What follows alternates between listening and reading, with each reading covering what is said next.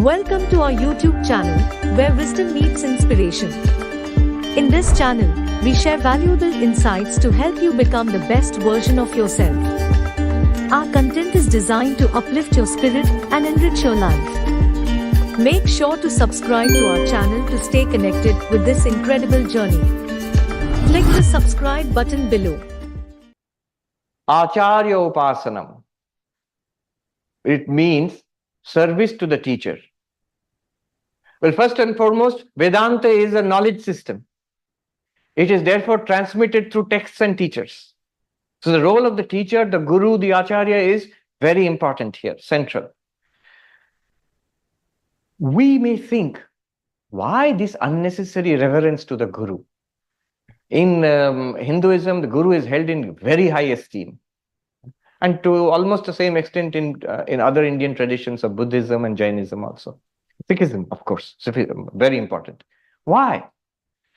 Well, one practical reason is I have noticed, if I have a lot of reverence in the guru, then the teachings of the guru take root easily. I am very attentive. When I have a great deal of reverence to the guru and the teachings, I'm very attentive when the guru is teaching. Otherwise, if I treat him just like any other instructor or classroom teacher, I'm sometimes listening, sometimes I'm attending to my own thoughts going on there. My attitude to the whole teaching will be changed by my attitude to the teacher.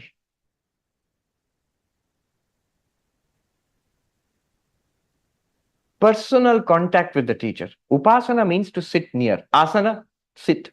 Upa, close. Personal contact with the teacher takes on a big relevance in this day of AI and computer-based learning, online learning and all that. So how important is personal contact with the teacher? This is from Plato. He says that knowledge cannot be transmitted, and therefore personal contact with the teacher is important. This sounds counterintuitive. He says you can't pour your knowledge into somebody else.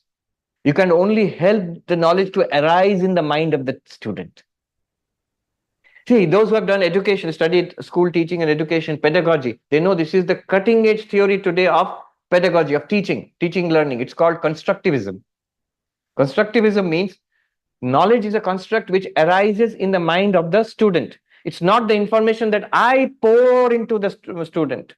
The earlier old method of education was tabula rasa, blank slate.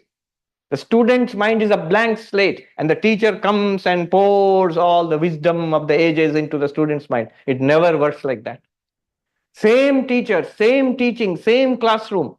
One student in the classroom will understand in one way, the other one will understand in another way, the third one will not understand at all. So the difference is in the mind of the student, not so much in the teaching, nor in the teacher. And Plato says, it is because of this personal contact with the teacher is necessary. Because the knowledge has to arise. If knowledge could be poured, book is enough, online teaching is enough, virtual teacher is enough, AI is enough. So one student in a computer science department, they generated Sarvapriyananda AI and demonstrated to me also. Very good. Better than me if you ask any question. Yeah. I asked a few questions to the AI. Not only it gave good answers, but also pointed, I can't cut it down because it pointed out, you said this in this talk at this moment. It has got access to 1,000 hours of my talks, plus all the encyclopedias and all philosophy books of the world. So if you ask a question, it puts together all of that and gives you the answer. Very good. I can't match it.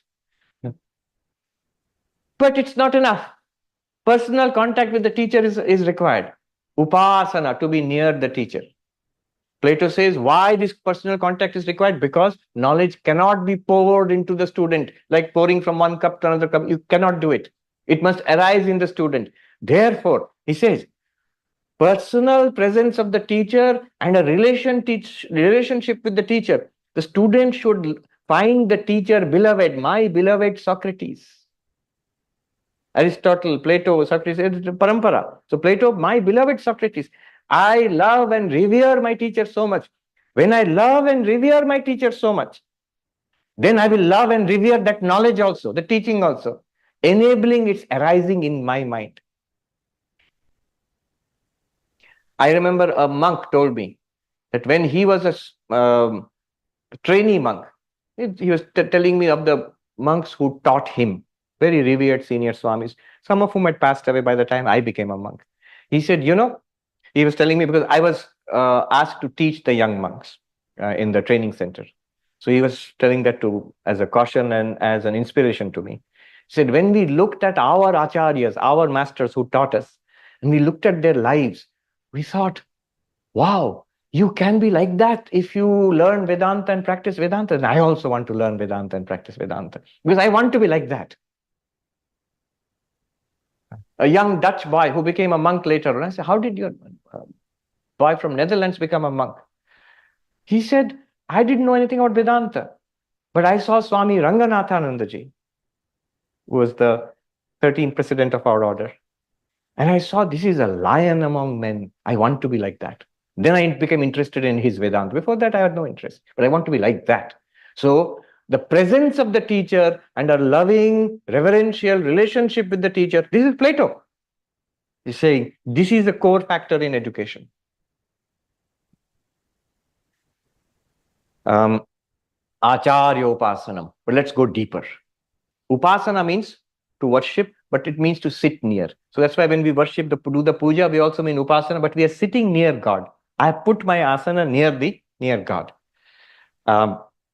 In Vedanta, it means not just physical closeness with the teacher. That is, of course, good. It's required. It means, all right, let me just, physical closeness, one more thing, let me just add. I remembered this. I got a chance to study for a few months at the Harvard Divinity School a few years ago. One of the teachers, I used to go around looking for good teachers. So my criteria were two, what I did there. One was subjects which I'm interested in, Indian philosophy, Buddhism, Vedanta, whatever was available, psychology. I would go there. And the second thing I was looking for is good teachers. Because it's a saying, it's a pleasure to listen to an expert talking about their subject. You may not be so much interested in a subject, but an expert who loves that subject. After all, the fault is not in the subject, it's in me. I have not developed the taste. But somebody who has developed the taste, who loves the subject, when that person talks, you also feel excited. So I would go to these, and I would ask the students. The students know who the good teachers are. So one teacher was there. He must be still there. He's the senior most teacher in the philosophy department, William Goldfarb. Is one of the world's leading experts on Wittgenstein. It's a very advanced class. I mean, it's something that I was totally not qualified for. But I love Wittgenstein, and I thought this teacher also must be great. I've heard so much about him. So I went and said to him, you must have been surprised to see a monk suddenly pop up in the Wittgenstein class. But he was very nice to me. He said, I said, I don't think I'll be able to understand this, but can I attend your class? He said, yes, Swami, come, sit, listen. So I would come and sit and listen. And most of the teachers nowadays, I realized in my time at the university, it's all online. So they have their own web pages in the university portal where the handouts are there, examination dates are there, results are given, there are discussion boards. A lot of it is online. Except this teacher. Most of his page is empty. There's nothing, not much is there. He's old-fashioned. He's been at Harvard for 50 years. As a student, as a young lecturer, as a professor, and as now he's the senior most. So he said, no, come to class, sit here, look at me, listen. You will understand. Especially if something is very subtle and very difficult, you listen. Physical proximity and attention to the teacher. Now let's go deeper. As I was saying, sitting near is one thing. That's, of course, as I said, all of this is because of the sitting near, upasana. But in Vedanta, it means something else. It means, upasana literally means sitting where the teacher is sitting. Not just physically sitting on the asana. We are sitting in Jagat, in the world, in samsara. The teacher is sitting in Brahman. So Vivekananda said, stand on the Atman. Does not mean you'll use the Atman as a mat. It means, where do you locate yourself? Where is the teacher locating himself? In Atman, in Brahman. Sit where the teacher is sitting. It's like almost like a physical force. I remember I used to feel this sometimes with Swami Bhuteshanandaji when I would see him, the 12th president of our order. And there's a term called holy jealousy. When you see this spiritual jealousy, when you see the spiritual elevation of this person, the radiance of light and peace and wisdom, you feel, I want some of that. I'm jealous of that. Where is he sitting? I want to sit there. That is upasana. And Vedanta helps you to sit where the teacher is sitting. Acharya upasana, the deeper meaning of Acharya upasana, yes, of course, physical proximity, contact with the teacher, which is transferred, which is expressed in, of course, literally means service to the teacher. So you stay with the teacher and give service to the teacher, and the teacher transmits knowledge. But the deeper meaning is you sit near the teacher, where the teacher is sitting. Don't push the teacher away from his seat and go and sit there. Acharya upasanam. Become Swami Vivekananda's messenger. Share the video with 3 of your friends.